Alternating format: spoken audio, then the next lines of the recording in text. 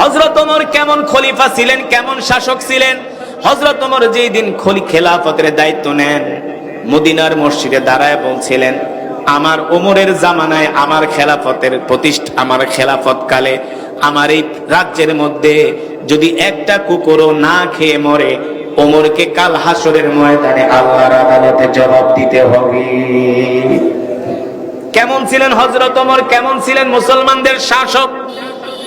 হযরত ওমর নিজের মাথায় আটার বস্তা নিয়ে জনগণের ঘরে, বিধবার ঘরে আটার বস্তা পাঠিয়ে দিয়েছেন, ঠিক কিনা বলেন? হযরত ওমর নিজের মাথায় বহন করে বিধবার ঘরে আটার বস্তা নিয়ে নিজের হাতে রুটি বানায়া এতিম শিশুদের মুখে খাবার তুলে দিয়েছেন।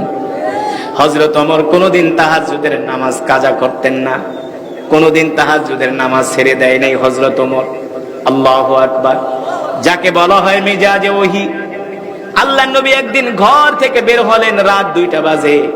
আল্লাহর নবী আজকে পরীক্ষা করবে যে হযরত ওমর রাত্রবেলা নাক ডেকে ঘুমায় নাকি আল্লাহর ইবাদত করে। এটা পরীক্ষা করার জন্য আল্লাহর নবী ঘর থেকে বের হয়েছে। আল্লাহর নবী বলেন, আমি হযরত ওমরের বাড়ির দিকে যাচ্ছি, ওমরের বাড়ির দিকে যাচ্ছি। আমি ওমরকে পরীক্ষা করব আজকে যে ওমর ঘুমায় নাকি আল্লাহর ইবাদতে রাত্রবেলা কাটায় দেয়। আমি ওমরের ঘর পর্যন্ত পৌঁছাতে পারলাম না। দেখি ওমরের ঘরে যাওয়ার আগ থেকেই অনেক দূর থেকে রাত 2টা বাজে হযরত ওমরের কণ্ঠে কোরআনুল কারীমের তেলাওয়াতের আওয়াজ ভেসে আসছে। কেমন শাসক ছিলেন হযরত ওমর। আর আমরা যাদেরকে শাসক নির্বাচন করি, ওরা সূরা ফাতিহাই পড়তে পারে না। কথা বলে না। ওযুর কয়টা ফরজ এটা ওরা ঠিক মতো বলতে পারে না। শান্তি কিভাবে আসবে? শান্তি কোত্থেকে আসবে? যদি আমরা মুসলমানরা অমর নেতা নির্বাচন করতে পারতাম, মুসলমানদের কপাল খুলে যেত, মুসলমানদের ভাগ্যের পরিবর্তন হতো। আল্লাহ তাআলা কোরআনুল কারীমের মধ্যে বলছেন, ওয়াদাল্লাহুল লাযীনা আমানু মিনকুম ওয়া আমিলুস সালিহাতি লা ইস্তাখলিফান্নাহুম ফিল আরদ কামা ইস্তাখলাফাল লাযীনা মিন ক্বাবলিহিম। আল্লাহ রাব্বুল আলামিন বলেন, আমি আল্লাহ তোমাদেরকে যেই কোরআন দিছি, এই কোরআন দিয়া যদি তোমরা রাষ্ট্র পরিচালনা করতা, সমাজ ব্যবস্থা করতা, আমি আল্লাহ মাটির নিচ থেকে তোমাদের জন্য বরকত বের করে দিতাম। হযরত ওমরেরা কোরআন দিয়া রাষ্ট্র পরিচালনা করেছিলেন। এই কারণে ইহুদি খ্রিস্টানরা মুসলমান শাসকদেরকে ভয় পেত। হযরত ওমরকে দেখলে ইবলিস শয়তান পর্যন্ত ভয় পেত। বর্তমানের মুসলমান শাসকদেরকে ইবলিস শয়তান দেখলে কয়, আমি আর কি বড় শয়তান, তুই তো আমার চেয়ে বড় শয়তান। ঠিক কিনা বলে? এবার আসেন যুবকরা, হযরত ওমর কিভাবে মসজিদুল আকসাকে মুক্ত করলো খ্রিস্টানদের হাত থেকে। আমিরুল মুমিনিন খলিফাতুল মুসলিমিন হযরত ওমর 10,000 সৈন্য প্রেরণ করলেন খালিদ বিন ওয়ালিদের নেতৃত্বে মসজিদুল আকসাকে মুক্ত করার জন্য।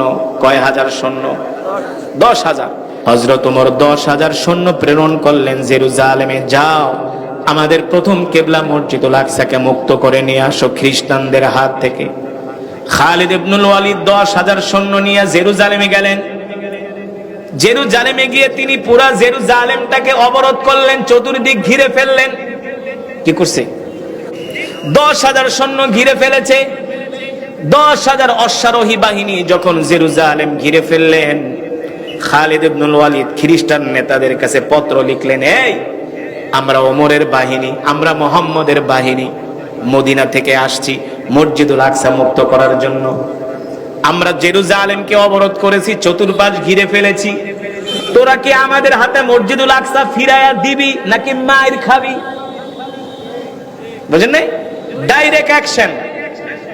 মসজিদুল আকসা কি ফিরাইয়া দিবি নাকি আমাদের তরবারির আঘাত খাবি? কোনটা করবি বল? আমরা 10,000 সৈন্য প্রস্তুতি নিয়ে আসছি।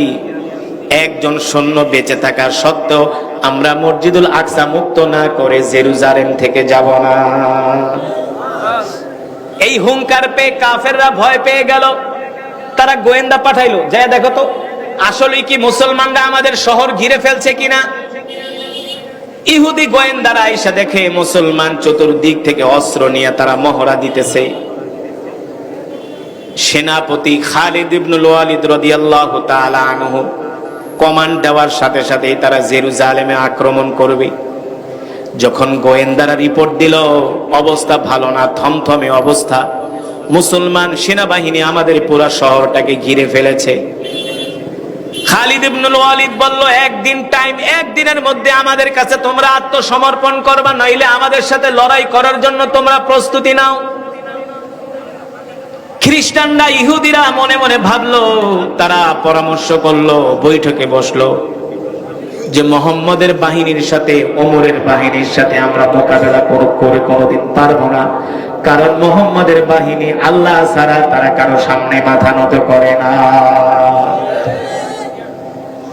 খ্রিস্টান নেতারা খালিদ ইবনে ওয়ালিদকে বলল, ঠিক আছে, আমরা আমাদের প্রথম কিবলা মসজিদুল আকসা তোমাদের কাছে আমরা ফিরায় দিব, তোমাদের মসজিদ আমরা তোমাদের কাছে ফিরায় দিব, তবে তোমার কাছে না, তোমাদের কাছে না, তোমাদের যিনি আমিরুল মুমিনিন আছে ওমরকে আসতে বলো, ওমরের হাতে আমরা মসজিদুল আকসার চাবি বুঝায়া দিব।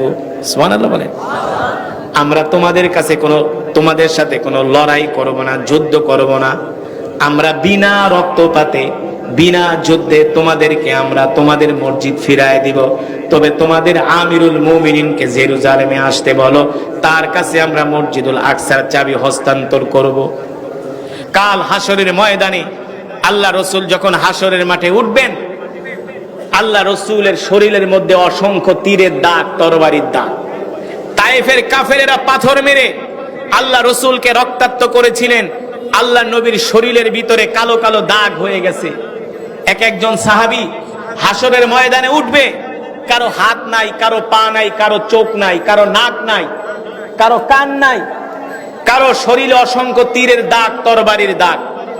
তখন আমরা হাসরের ময়দানে যে বলবো, গো আল্লাহ রসুল, আপনি আমাদের জন্য আল্লাহ তাআলার কাছে সুপারিশ করেন, আমরা আপনার উম্মত, আমরা আপনার সাথে জান্নাতে যেতে চাই। আল্লাহ তাআলার পয়গম্বর বলবেন, এই তোরা আজকে আমার উম্মত দাবি করস, আমার সাহাবীদের দিকে তাকায় দেখ, আমার এক একজন সাহাবী আল্লাহর জমিনে আল্লাহর দ্বীন প্রতিষ্ঠা করার জন্য, কোরআন প্রতিষ্ঠা করার জন্য এক একজন সাহাবীর কাফেররা হাত কেটেছে, পা কেটেছে, চোখ কেটেছে, নাক কেটেছে, কান কেটেছে, তাদের শরীরে অসংখ্য তীরের দাগ, তরবারির দাগ, তারপরেও তারা আল্লাহর জমিনে দ্বীন কায়েমের জন্য শহীদ হয়েছে, তারা ময়দান থেকে পলায়ন করে নাই। তোরা যে আমার উম্মত দাবি করস, তোদের শরীরে একটা ফুলের টোকাও না।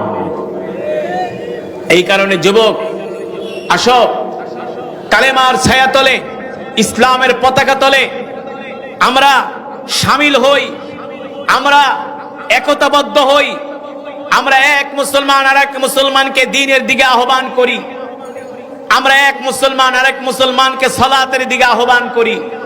আজকে মুসলমান নামাজ পড়ে না, আজকে মুসলমানদেরকে মসজিদে খুঁজে পাওয়া যায় না। চায়ের দোকানে যে মানুষ বৈশা বৈশা বাংলা সিনেমা দেখে, এই মানুষগুলো যদি আয়েশা ওক্তিয়া নামাজ পড়ে, তাহলে কোনো মসজিদের কাতার ফাঁকা থাকবে না, ঠিক কিনা বলেন? সব কাতারগুলো ভরে যাবে।